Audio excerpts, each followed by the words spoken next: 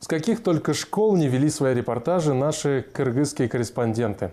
Со школы в кафе, со школы в лесу, со школы, крыша которой грозит упасть на головы детишек. А на этот раз они поехали в далекое высокогорное село Шынгыма. Нам сообщили, что там уже лет 10 детей учат пенсионеры в своем маленьком домике. Так как до ближайшей настоящей школы 15 километров, а транспорта нет. На месте журналисты выяснили, что все почти так и есть. Ну, с некоторыми нюансами.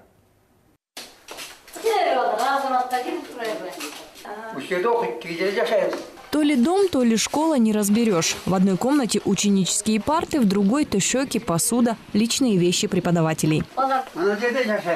Вот в этой комнате и живем. Извините, я посуду еще не помыла. Посуда стоит немытая. Учительница займется этим на перемене. А еще надо покормить мужа.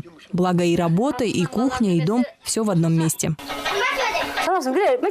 Вот уже дети начинают приходить. Заходите в класс. Но в соседнюю комнату женщина заходит только при полном параде. Домашние тапочки и поношенную кофту дети видеть не должны. Конечно, прихорашиваюсь. Дети приходят, разодеты. Почему же я должна отставать? Учитель должен быть артистом. Всем своим видом должен приковывать к себе внимание детей. На этой половине дома сценический образ домохозяйки Анарбю Капаровна меняет на требовательную учительницу.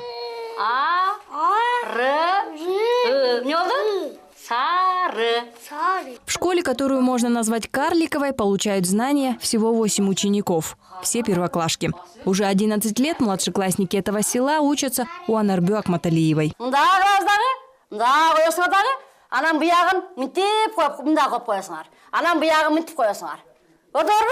Кроме крохотного домика, пенсионеров другого учебного заведения в селе нет. А до большой школы 14 километров по бездорожью. Не каждый первоклассник осилит такой путь. В 1999 году все сельчане, и стар, и млад, все приняли участие в строительстве этой маленькой школы. Стены поднимали методом ашара, а вот крышу и все остальное Джумалы Ата с женой достраивали сами. Потом собирали списанные принадлежности по всем районным школам, готовили учебные пособия. В итоге остались жить и преподавать в этой школе. Да, строилась эта двухкомнатка как школа. Но нам, учителям, ведь надо где-то было жить. Здесь своего дома у нас нет. А приезжать издалека на работу мы не можем. Так и остались. В одной комнате живем, в другой преподаем. Из-за дефицита кадров и классов здесь учатся только самые маленькие. Остальные получают знания в соседнем селе. 20 километров ходьбы для учеников – ежедневная норма.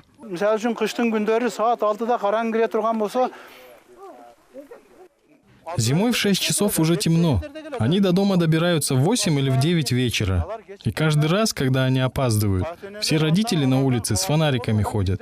Кто на лошади, кто на ишаке, а кто пешком идут искать своих детей. Пока всех не приведем, сами домой не заходим.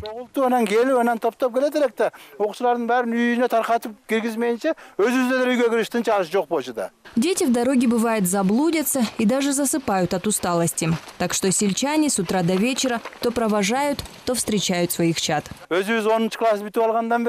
Как закончил 10 класс, думал, все, не придется каждый день шагать по этой дороге. Нет, потом пошли дети, их нужно водить в школу. Думал, дети вырастут и распрощаюсь с ежедневной ходьбой. Так нет же. Уже вот внуки в школу пошли. Наверное, до смерти буду жить на этой дороге. Думаю, и правнуки меня в покое не оставят. Только этой весной сельчане организовали для своих детей отдельный автобус. В Акимяте нашли старую технику. Правда, Тарзик больше ломается, чем ездит. Но люди рады и такому подарку. Когда ломается машина, те, кто поближе, как-то прибегают. Те, кто подальше, могут и не прийти, особенно если не Настя. 10 километров туда и 10 обратно. Каждый день по 20 километров ходить. Трудно для детей. Кадырбек уже 2-й месяц возит детей. Зарплату еще не видел. Можно сказать, пока работает на голом энтузиазме. Ведь он стал важным звеном в системе образования. Ой, да, если чувствую недомогание, заставляю себя встать с постели и бегу на работу. Мне нельзя подводить детей. Видите, какая дорога? Машина и так через день ломается. Когда машина на ходу, 30 минут или 40. А если в пути сломается, то уже дольше добираемся. Вот такой вот дружной компанией в тесноте да не в обиде дети по 2 часа проводят в дороге. Путь к знаниям у них нелегкий. Путь нелегкий, зато не пешком, шепчут мне за спиной. В день старенький автобус делает 3 рейса. Почти каждую неделю приходится ремонтировать. Запчасти и ремонт за счет родителей. Таков уговор.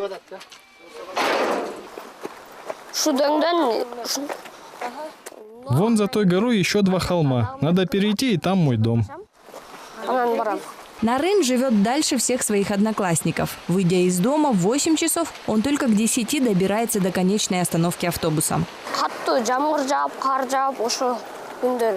Ну, в дождь и в снег, когда нет автобуса, мы не идем в школу. Родители не пускают. Говорят, что намокнем, простудимся и заболеем. Не разрешают.